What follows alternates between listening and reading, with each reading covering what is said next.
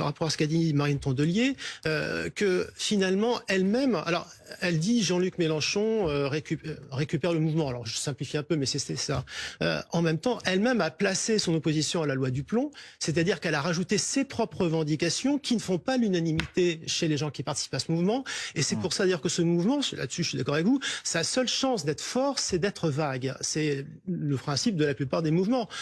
Si vous voulez qu'il y ait des gens très divers qui soient agrégés, vous ne pouvez pas rentrer trop dans le détail.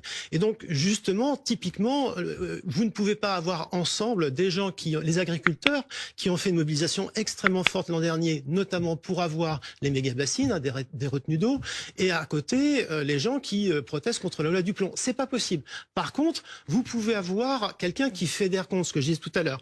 Pour moi, François Bayrou, c'est pas quelqu'un qui va fédérer contre lui, c'est quelqu'un qui peut énerver potentiellement, mais Macron, oui, il l'a démontré, donc effectivement, ce sera plus contre Macron, sauf que, on voit bien la difficulté, Macron n'est pas réellement au pouvoir, donc ça, c'est quand même un des points de difficulté de ce mouvement.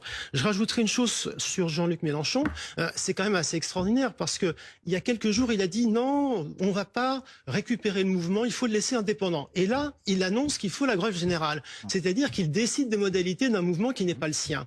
Il a fait la même chose avec le mouvement sur la retraite, ce qui a occasionné un fort conflit avec l'intersyndicale. On voit qu'il ne peut pas s'en empêcher. Je pense que c'est structurel dans la façon dont la France insoumise fonctionne. Et un dernier mot, je pense que ce qui est frappant quand même par rapport à mes collègues plus à droite dans le plateau, c'est quand même ce mouvement sur le 10 septembre a fait boule de neige pendant tout l'été.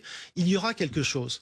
Et petit à petit, justement, c'est une prophétie autoréalisatrice. Et dire maintenant ça va faire pchit, je ne crois pas. Non, par il contre, y aura de la casse avec des Black Blocs, ça c'est sûr. Voilà. Oui, mais les Black Blocs, ils vont même à un festival de rue à Aurillac pour faire de la casse. Ils n'ont besoin de rien pour casser. On n'en sait rien pour l'instant, mais c'est vrai que c'était ce que l'on avait vu. Marine Tondelier, très intéressant ce que nous dit Laurent Fragerman à l'instant.